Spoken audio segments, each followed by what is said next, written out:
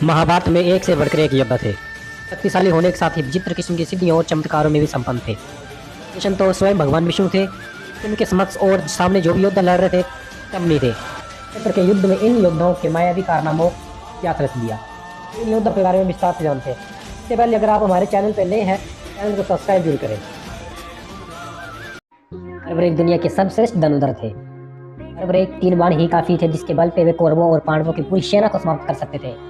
के मैदान में भीम पुत्र दोनों खेमों के मध्य एक पीपल के वृक्ष के नीचे खड़े हो गए। घोषणा कर डाली, मैं उसी पक्ष की तरफ से लड़ूंगा जो हार रहा होगा। कि श्री कृष्ण ने युद्ध से पहले ही उन्हें टिकाने लगा दिया, शीश मांगकर। आज उन्हें खाटू श्याम के नाम से जानते हैं। महाभारत युद्ध में संजय वेदादि विद्याओं का अध्ययन करके राष्ट्रसभा के सम्मानित मंत्री बन गए थे। इस दृष्टिकोण में टेलीपैथिक विद्या में पारंगत थे। यह गीता का उपदेश 2 ही लोगों ने सुना, एक अर्जुन और दूसरा संजय। 2 किलोमीटर दूर बैठे संजय ही धृतराष्ट्र को युद्ध का प्रतिदिन सुनाते थे। द्रोणाचार्य के पुत्र अश्वत्थामा हर विद्या में माहिर थे। चाहते तो पहले ही दिन युद्ध का अंत कर सकते थे, लेकिन कृष्ण ने ऐसा कभी होने नहीं दिया। जानते थे पिता पुत्र की जोड़ी मिलकर युद्ध समाप्त कर सकती है। उनके पास अति संहारक क्षमता, अस्त्र और शस्त्र थे, लेकिन कृष्ण ने अपनी नीति द्रोणाचार्य का वध करवा दिया।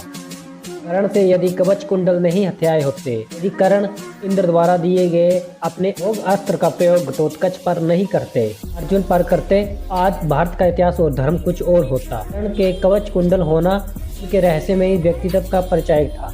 वायु के पुत्र थे भीम, अर्थात पवन पुत्र भीम। भीम ने 1000 हाथियों का बल था। में भीम से ज्यादा शक्तिशाली उनका बेटा घटोत्कच ही था। घटोत्कच का पुत्र बर्बरिक था। भीम ने दुर्योधन की जंगा उखाड़कर फेंक दी थी। इससे पहले भीम ने ही जरासंध का वध किया था। माना जाता है कि कदकाठी के हिसाब से भीम पुत्र घटोत्कच इतना विशालकाय था, वो लात मारकर रथ को कई फुट पीछे फेंक देता था।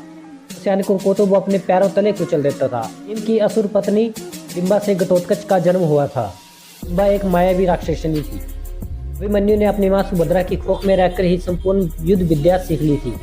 अतः वे घर में रहकर उसने चक्रव्यूह को भेदना सीखा था, लेकिन वह चक्रव्यूह को तोड़ना इसलिए नहीं सीख पाया क्योंकि जब इसकी शिक्षा दी जा रही थी तब उसकी मां सो गई थी।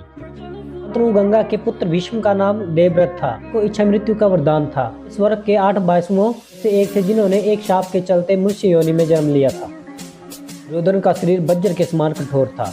इसे किसी धनुष या अन्य हथियार से छेदा नहीं जा सकता था, लेकिन उसकी जांघ श्री कृष्ण के छल के कारण प्राकृतिक ही रह गई थी। इस कारण भीम ने उसकी जांघ पर वार करके उसके शरीर के 2 फाड़ कर दिए थे। जरासंध एक ऐसा योद्धा था कि शरीर के 2 फाड़ करने के बाद वो पुनः जुड़ जाता था। श्री कृष्ण ने भीम को इशारों में समझाया कि 2 फाड़ करने के बाद दोनों फाड़ को एक दूसरे की विपरीत दिशा में फेंक दिए जाए। राम सबसे शक्तिशाली व्यक्ति थे। यदि वे महाभारत के युद्ध में शामिल होते तो सेना की आवश्यकता ही नहीं पड़ती। दरअसल बलराम का संबंध दोनों ही पक्ष से घनिष्ठ था। बलवानों में श्रेष्ठ होने के कारण उन्हें बालभद्र भी कहा जाता है। कहते हैं कि जब दुर्योधन ने श्री कृष्ण पुत्र शाम को बंदी बना लिया था, बलराम ने अपने हल से हस्तिनापुर की धरती को हिलाकर चिताया था, यदि समझौता नहीं किया गया तो इस नगरी को उखाड़कर फेंक दूंगा। दुर्योधन हर के इस भूकंप से डर गया था। सुनने में अजीब है कि युद्ध के लिए अर्जुन के बेटे रावण की बलि दी गई थी। बलि देने से पहले की अंतिम इच्छा ये थी कि वो मरने से पहले शादी कर ले, लेकिन इस शादी के लिए कोई भी लड़की करनी थी क्योंकि शादी के तुरंत बाद ही उसके पति को मरना था। स्थिति में भगवान श्री कृष्ण ने मोहिनी का रूप लिया। रावण से न केवल शादी की बल्कि एक पत्नी की तरफ उन्हें विदा करते हुए रोए भी। रावण आज देशवर के किन्नरों का देवता है। एकलव्य का नाम तो सभी ने सुना होगा। एकलव्य अपने विस्तारवादी सोच के चलते जरासंध से जा मिला था। जरासंध की सेना की तरफ से उसने मथुरा पर आक्रमण यादव सेना का लगभग स्पाय कर दिया था। उल्लेख विष्णु पुराण और हरिवंश पुराण में मिलता है। कहते हैं कि महाभारत के युद्ध पहले श्री कृष्ण ने एकलव्य को युद्ध करके निपटा दिया था, अन्यथा वो महाभारत में कोहराम मचा देता। एकलव्य की वीरगति को प्राप्त होने के बाद उसका पुत्र तुमान सिंहासन पर बैठता है। वह कौरवों की सेना की ओर से पांडवों के खिलाफ लड़ता है। महाभारत युद्ध में वो भीम के हाथ से मारा जाता है। शकुनी भी मायावी था।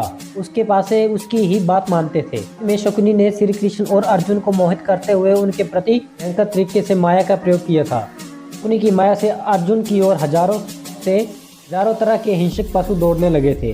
आसमान से कई लोगों के गोले और पत्थर गिरने लगे थे। इस तरह के अस्त्र शस्त्र सभी दिशाओं से आने लगे थे। अर्जुन इस माया जाल से कुछ समय के लिए तो घबरा गए थे, लेकिन उन्होंने दिव्यास्त्र का प्रयोग करके इसको काट दिया था।